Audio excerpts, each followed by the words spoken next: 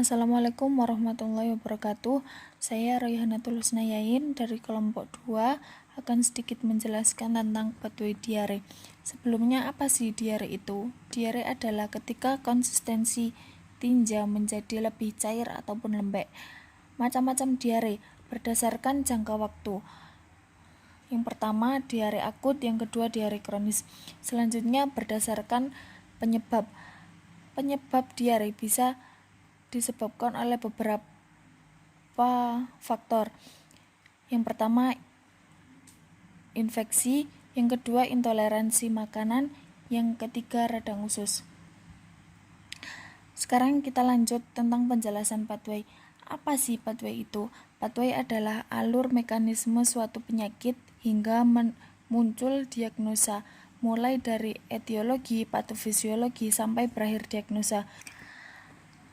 Diare bisa disebabkan oleh beberapa faktor. Salah satunya adalah faktor infeksi, disebabkan oleh virus, jamur, parasit yang masuk melalui makanan yang tercemar atau terkontaminasi yang menyebabkan inflamasi. Berikut adalah patofisiologi inflamasi. Akumulasi monosit, makrofag, sel T helper, dan fibroblast menyebabkan pelepasan pirogen endogen, pembentukan prostaglandin otak, merangsang hipotalamus meningkatkan titik patokan suhu sehingga menyebabkan menggigil, meningkatkan suhu tubuh, dan muncul diagnosa hipertermi. Faktor psikologis juga dapat mempengaruhi terjadinya diare. Misal cemas, takut. Hal tersebut dapat merangsang saraf parasimpatis dan dapat meningkatkan peristaltik usus. Ada juga penyakit Crohn dan colitis ulseratif. Pada penyakit Crohn dapat menyebabkan peradangan usus dan pada penyakit colitis ulseratif dapat menyebabkan radang mukosa.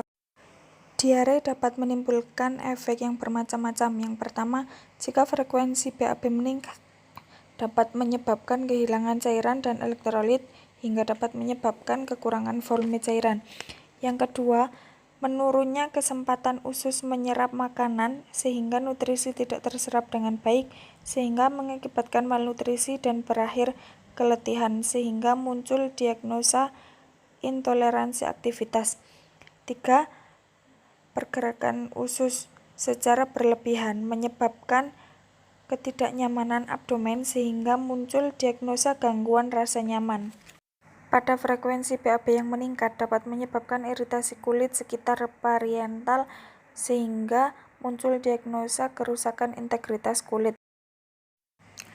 Pada frekuensi BAB yang meningkat, klien akan mengalami kehilangan cairan elektrolit sehingga muncul diagnosa kekurangan volume cairan.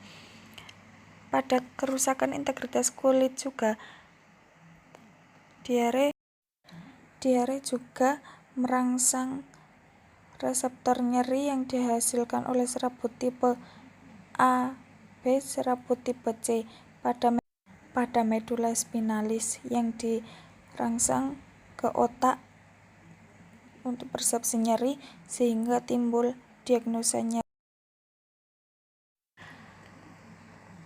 Resiko paling tinggi pada diare adalah kematian dikarenakan terlalu banyak cairan yang dikeluarkan secara berkala dan dalam waktu yang singkat atau bisa dikarenakan shock hipovolemik atau asidosis metabolik.